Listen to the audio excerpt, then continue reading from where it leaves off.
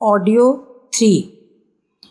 विश्वविख्यात दार्शनिक, चिंतक और मनोवैज्ञानिक डॉक्टर कार्ल जुंग ने तो स्वयं एक बार सूक्ष्म शरीर के शरीर से बाहर जाने का अनुभव किया था। उन्होंने मेमोरीज, ड्रीम्स एंड रिफ्लेक्शंस नामक पुस्तक में इस घटना का सविस्तार वर्णन किया है। घटना सन 1944 की है।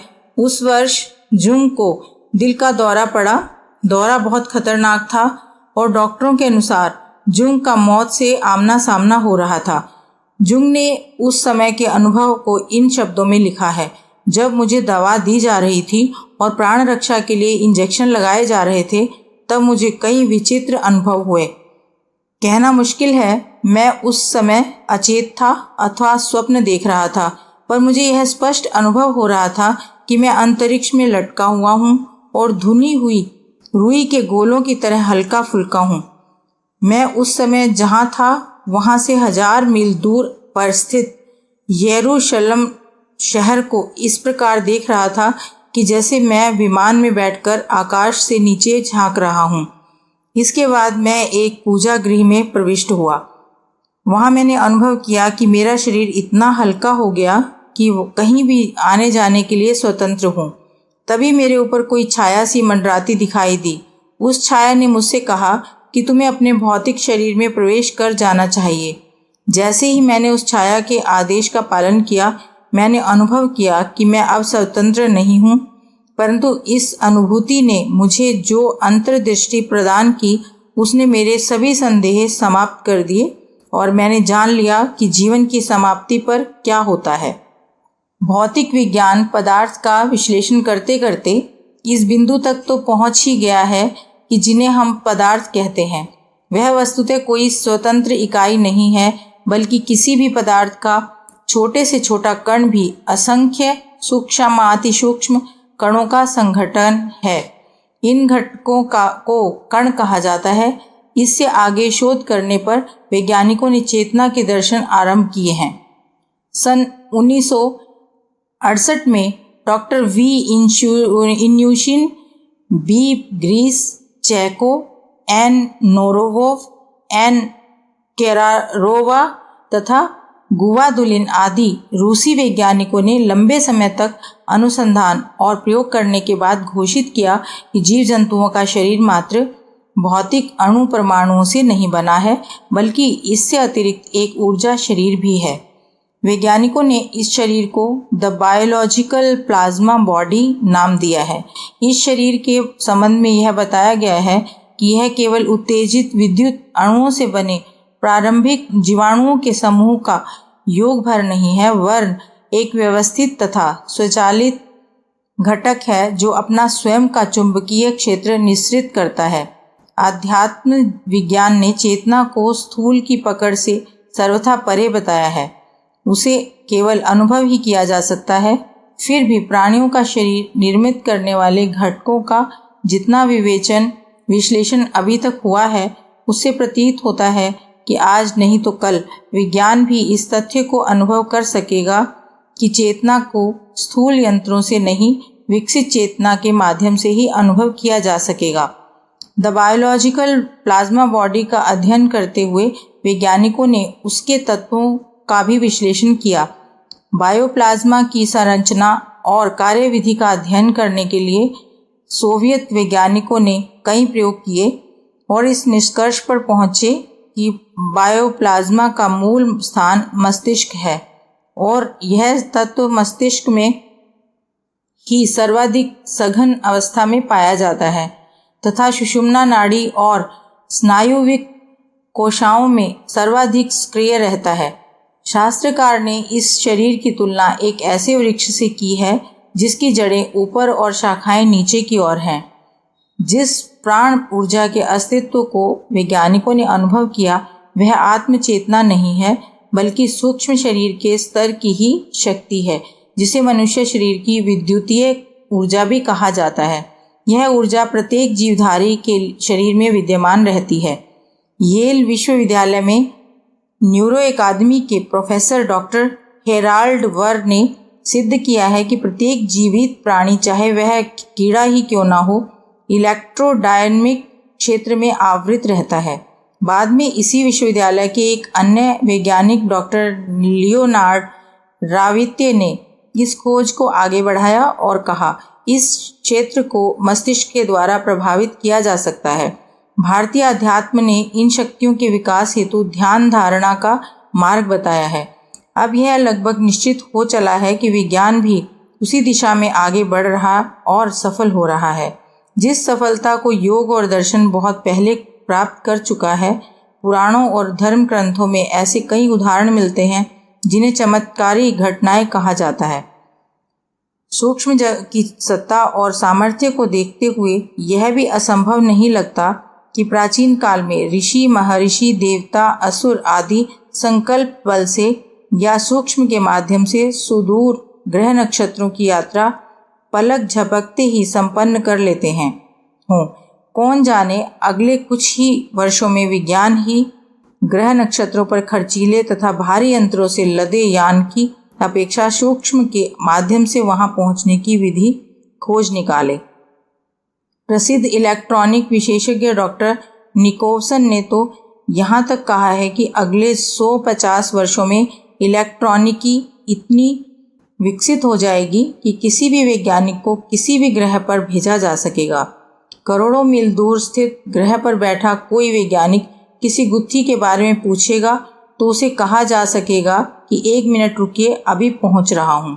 और यह सब सूक्ष्म शरीर के द्वारा ही संभव हो सकेगा। शरीर केवल वह एक ही नहीं है जिसे हम धारण किए हुए हैं और जो दिखता अनुभव होता है। उसके भीतर 2 और शरीर हैं जिन्हें सूक्ष्म और कारण शरीर कहते हैं। इनमें सूक्ष्म शरीर अधिक सक्रिय और प्रभावशाली है। मरण के उपरांत उसी का अस्तित्व रह जाता है और उसी के सहारे नया जन्म होने तक की समस्त गतिविधियां चलती रहती हैं। मरने के उपरांत इंद्रियां, मन, संस्कार तथा पाप पुण्य साथ जाते हैं। मरण से पूर्व वाले जन्म का स्मरण भी इसी शरीर में बना रहता है, इसलिए अपने परिवार वालों का पहचानता और याद भी करता है। अगले जन्म में इस पिछले जन्म के संस्कारों को ढोकर ले जाने में भी यह सूक्ष्म शरीर ही काम करता है। वस्तुतः मरण के पश्चात एक विश्राम जैसी स्थिति आती है। उसमें लंबे जीवन में जो दिन रात काम करना पड़ता है उसकी थकान दूर होती है। जैसे रात को सो लेने के पश्चात सवेरे ताजगी आती है, उसी प्रकार नए जन्म के लिए इस मध्यकाल के विश्राम से फिर कार्य क्षमता प्राप्त हो जाती है। जिनका मृत्यु के उपरांत तुरंत पुनर्जन्म हो जाता है, विश्राम ना मिल पाने से थकान बनी रहती है और शरीर तथा मन में अस्वस्थता देखी जाती है। सूक्ष्म शरीर इस जन्म में भी स्थूल शरीर के साथ ही सक्रिय रहता है। रात्रि को सो जाने के उपरांत जो स्वप्न दिखते हैं वह अनुभूतियां सूक्ष्म शरीर की ही हैं। दिव्य दृष्टि, दूर श्रवण, दूरदर्शन, विचार संचालन, भविष्य ज्ञान, देव दर्शन आदि उपलब्धियां भी सूक्ष्म शरीर के माध्यम से ही होती हैं। प्रत्याहार, धारणा, ध्यान और समाधि की उच्च स्तरीय योग साधना द्वारा इसी शरीर को समर्थ बनाया जाता है। रिद्धियों और सिद्धियों का स्रोत इस सूक्ष्म शरीर को माना जाता है। स्थूल शरीर तो मृत्यु के साथ ही समाप्त हो जाता है। नया शरीर तुरंत ही नहीं मिलता, उसमें देर लग जाती है। इस मरण और जन्म के बीच की अवधि में प्राणी को सूक्ष्म शरीर का सहारा लेकर ही रहना पड़ता है।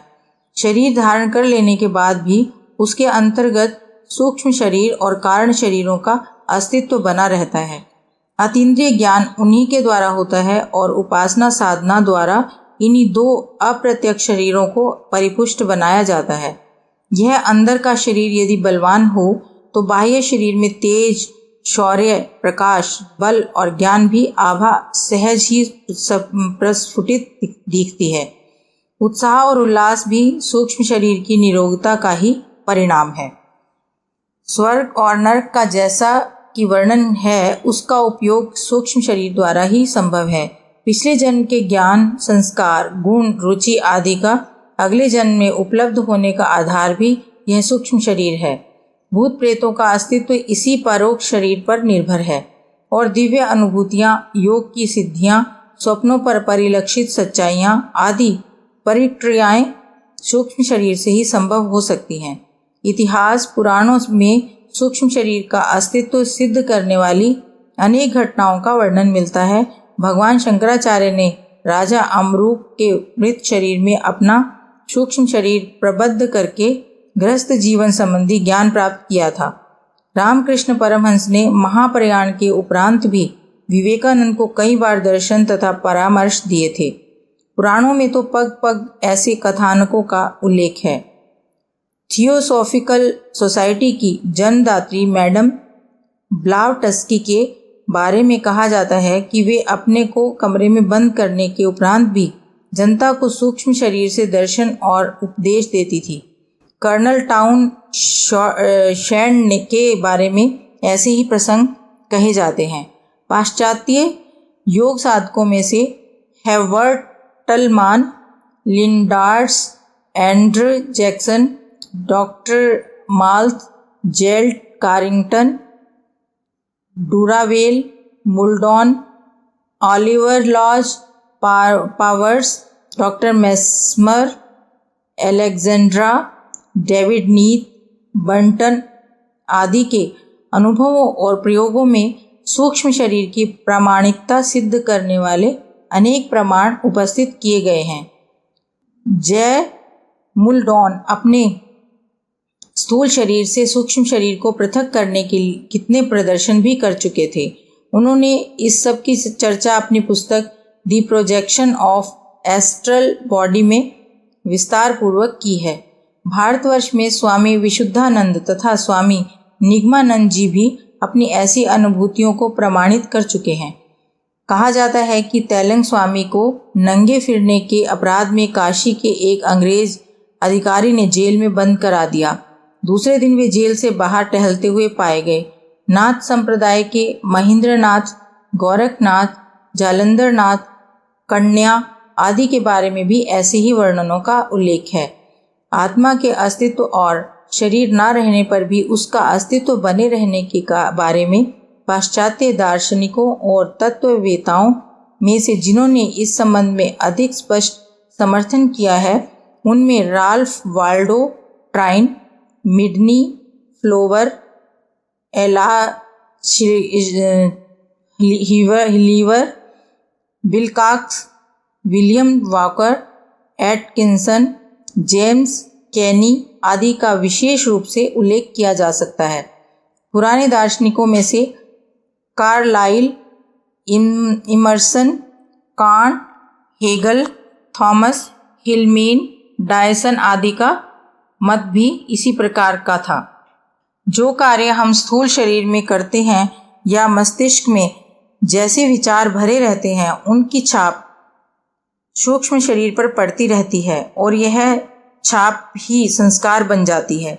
मनुष्य का चिंतन और कर्म जिस दिशा में चलता रहता है, कालांतर में वही स्वभाव बन जाता है और बहुत समय तक जिस स्वभाव को अभ्यास में लाया जाता है रहता है, उसी तरह के संस्कार बन जाते हैं।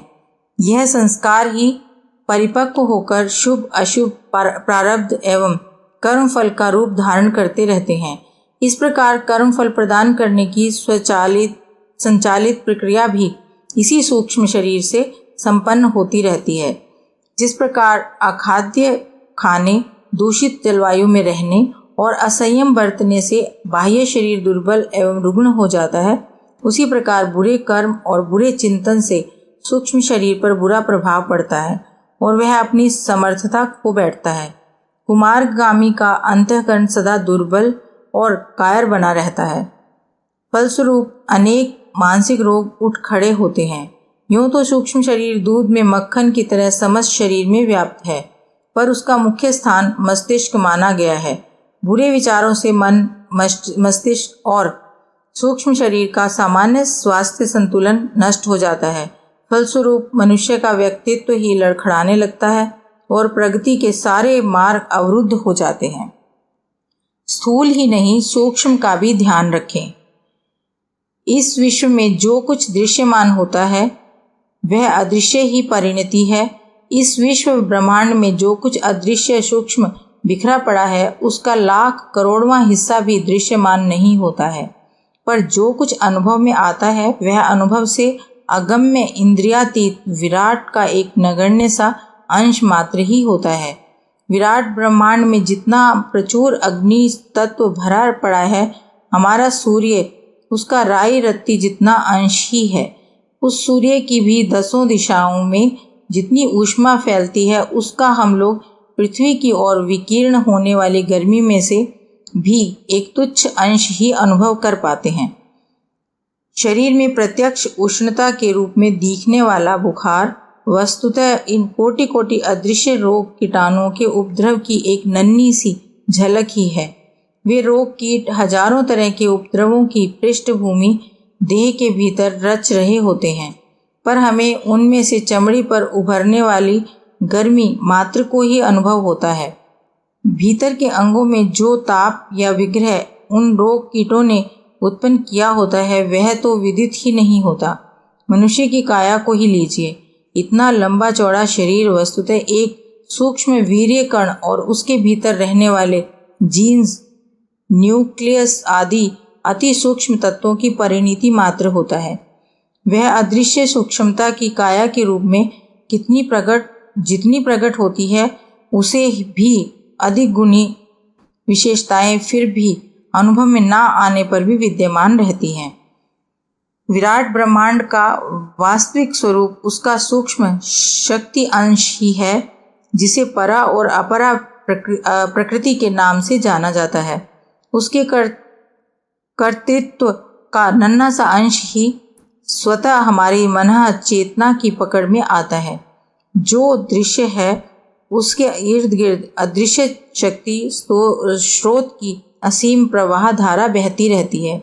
ग्रह नक्षत्रों से लेकर वन, पर्वत, सागर, सरिता तक सब पर यही बात लागू होती है। मानव शरीर और भी अधिक विचित्र है। उसकी संवेदनशीलता, चुंबक क्षमता इतनी अधिक है कि वह अपनी कोमल ग्रहण शक्ति के कारण इस अदृश्य जगत की किन्हीं भी अद्भुत शक्तियों को अभीष्ट परिमाण में अपने अंदर खींच सकता है, ग्रहण और धारण कर सकता है।